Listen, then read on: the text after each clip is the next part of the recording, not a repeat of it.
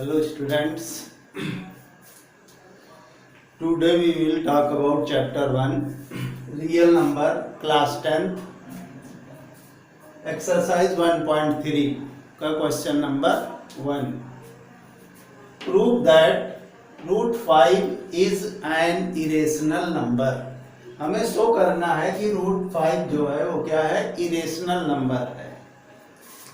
ये irrational number real number के introduction में मैंने बताया भी है कि इरेशनल नंबर होता क्या है. फिर से एक बार रिकॉल कर लेते हैं कि इरेशनल नंबर होता क्या है. देखिए, इरेशनल नंबर जो होते हैं, जैसे जो भी प्राइम नंबर रूट में हो, जैसे रूट 2, रूट 3, रूट 5, रूट 6, ये सब क्या है, इरेशनल नंबर है. 5 भी हमारा क्या है, इरेशनल नंबर है, जिन्हें हम p/q के फॉर्म में रिप्रेजेंट नहीं कर सकते. वो हमारे क्या होते हैं, इरेशनल नंबर होते हैं. जो रेशनल होता है उसे हम p/q के फॉर्म में रिप्रेजेंट कर लेते हैं, रेशनल को. But q0 is equal to क्या होना चाहिए, 0. ये हमारा क्या हो जाता है, रेशनल नंबर. देखिए, इरेशनल नंबर में not is equal to p/q के जो फॉर्म में होते हैं वो इरेशनल नंबर होते हैं. कौन से, इरेशनल नंबर. नंबर तो पता है दो टाइप्स के होते हैं मेनली, एक विद डेसिमल, दूसरा विदाउट डेसिमल. ये पहली एक्सरसाइज इस इंट्रोडक्शन में बताया है, उसको फिर से देख लीजिए. अगर कोई दिक्कत आती है तो, नहीं आती है तो फिर करते हैं. तो क्या करना है हमें, देखो अब जो चीज हमें दिया, क्या प्रूव करना, रूट 5, जो रूट 5 है उसे इरेशनल नंबर हमें शो करना है. तो शो करने के लिए क्या करेंगे, जस्ट इसका अपोजिट मानेंगे. हम क्या मानेंगे कि रूट 5 क्या है, रेशनल नंबर है.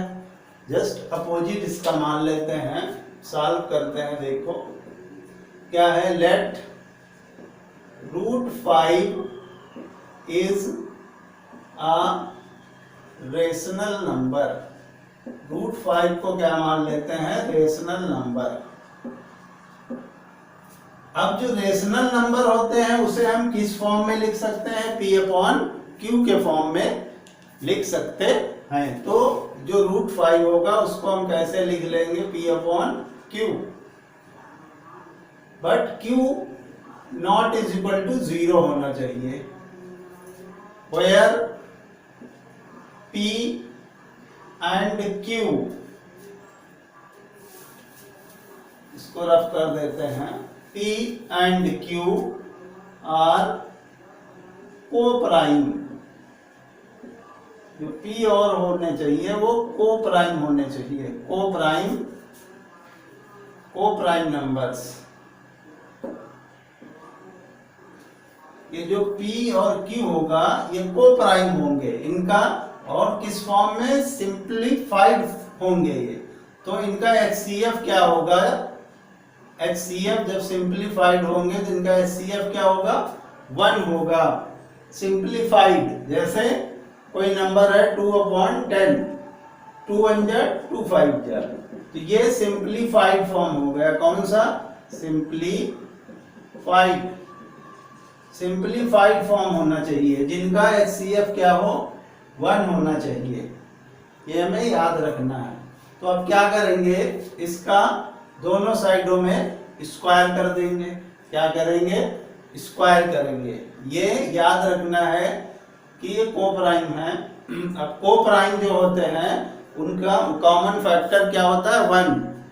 तो इसलिए HCF क्या हो जाएगा, 1 होगा. अब squaring on both sides, squaring on both sides, दोनों साइडों का स्क्वायर कर देंगे, LHS का और RHS दोनों का. तो स्क्वायर कर दिया तो रूट 5 का स्क्वायर और p/q का स्क्वायर. रूट 5 का स्क्वायर क्या होता है, 5, p का स्क्वायर p, q का स्क्वायर q. तो q square is equal to क्या आ जाएगा, पी स्क्वायर अपॉन 5। अब देखिए पी स्क्वायर क्या हो रहा है, 5 से डिवाइड हो रहा है। क्या हो रहा है, 5 से डिवाइड।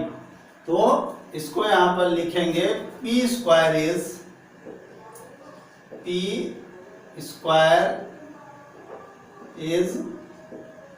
Divisible by 5। अब जब पी स्क्वायर हो रहा है तो पी भी क्या होगा, 5 से डिवाइड होगा। कैसे, जैसे मान लो पी स्क्वायर की वैल्यू 5 का स्क्वायर होता, या 5 का स्क्वायर अपॉन 5। अब 5 का स्क्वायर क्या होता है, 25। अब किसी का स्क्वायर जब 5 से डिवाइड हो रहा है तो ये भी 5 से डिवाइड हो जाएगा। इसको स्क्वायर को हम क्या लिख सकते हैं, 5 इंटू 5। तो ये देखो कैंसिल। अब ये भी 5 से डिवाइड हो रहा है। जब स्क्वायर किसी का डिवाइड होता है तो वो नंबर भी 5 से डिवाइड होगा। तो यहां लिखेंगे p is also divisible by 2 by 5। ये इक्वेशन तुम्हारी एक बन गई। ये इसको सेकंड मान लो, इसको फर्स्ट मान लेते हैं। ये फर्स्ट हो गई। अब जब पी स्क्वायर 5 से डिवाइड है हो रहा है, क्या पी स्क्वायर 5 से डिवाइड है, ये कहा जा रहा है इसमें P is also divisible by 5। अब जब पी जो पी है वो 5 से डिवाइड है तो कुछ आंसर भी आएगा, मान लेते हैं। और आंसर जो आ रहा है वो क्या है, सी। अगर पी को हम 5 से डिवाइड करते हैं तो क्या आ रहा है, सी। इसको मान लेते हैं, लेट से इसको मान लिए। तो p इज इक्वल टू क्या हो जाएगा, 5c। भाई 5 अगर किसी नंबर को हम डिवाइड करेंगे कुछ तो रिजल्ट आएगा, तो मान लेते हैं क्या है, c है। तो p इज इक्वल टू क्या आएगा,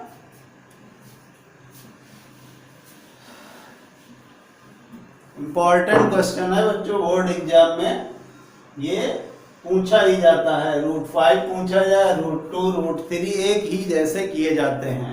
जिसको एक करने का तरीका पता हो गया वो सारे कर लेगा। तो p इज इक्वल टू क्या आ जाएगा बच्चों, 5c आ गया।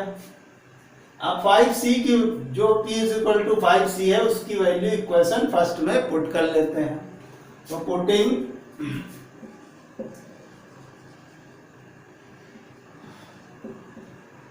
p is equal to 5c on equation first. अब फर्स्ट में हम फर्स्ट कहा, ये इक्वेशन, इसमें p की वैल्यू पुट कर लेते हैं। तो q square is equal to क्या हो जाएगा, 5c। p की वैल्यू हमारी है यहाँ 5c, तो डिवाइड कर दे, स्क्वायर है स्क्वायर लगा दो upon 5। Implies that q square is equal to 25c square upon 5। Cancel हो रहा है 5 से, 5 1 जा 5 5 जा। तो c square is equal to क्या आ रहा है, ये जो 5 है इधर डिवाइड में आ जाएगा तो क्या हो जाएगा, q स्क्वायर अपॉन 5। अब देखो यहाँ q जो है वो 5 से डिवाइड हो रहा है, तो यहाँ लिखेंगे q इज डिविजिबल बाई 5। और तो फिर क्या होगा, q भी जब स्क्वायर डिवाइड हो रहा है तो वो नंबर भी डिवाइड हो, तो q is also divisible by 5। ये इक्वेशन थर्ड बन गई। अब इक्वेशन थर्ड से कंक्लूजन क्या निकलता है, p भी 5 से डिवाइड है और q भी 5 से डिवाइड है। दोनों 5 से डिवाइड है, p भी और q भी। दोनों नंबर किससे डिवाइड हो रहा है, ये भी 5 से, p भी डिवाइड हो रहा है और q भी 5 से डिवाइड हो रहा है। तो हम क्या अब कंक्लूजन निकालेंगे, यहां लिखेंगे p and q cannot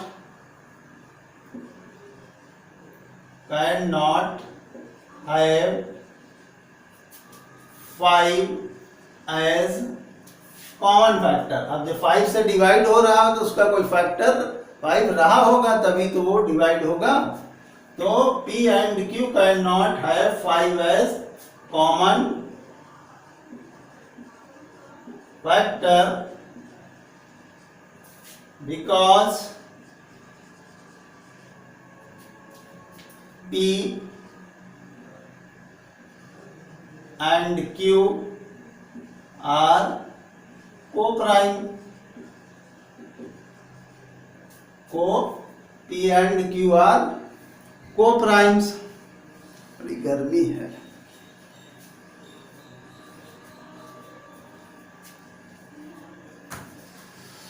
Co-prime and their HCF is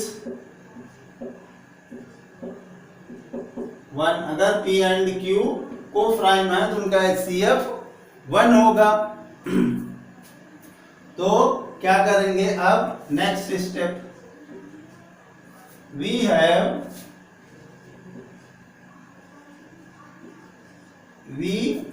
have to wrong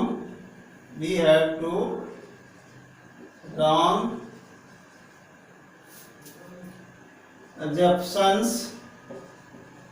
we have to wrong assumptions we have to wrong assumptions √5 is √5। ये क्या है? √5 है बच्चों। क्या है? √5 is a रेशनल नंबर। √5 क्या है? Rational number. But √5 is an irrational number। क्या? irrational number. यही हमें शो करना था, इतना बस। This question is most important for board exam, इसलिए बच्चों इसको बहुत ध्यान से करिएगा। अगर क्वेश्चन अच्छा लगा हो तो प्लीज वीडियो को लाइक, सब्सक्राइब और शेयर जरूर करिए, जिससे आने वाली वीडियो आप लोगों तक सबसे पहले पहुंचे। Thank you. Note it down.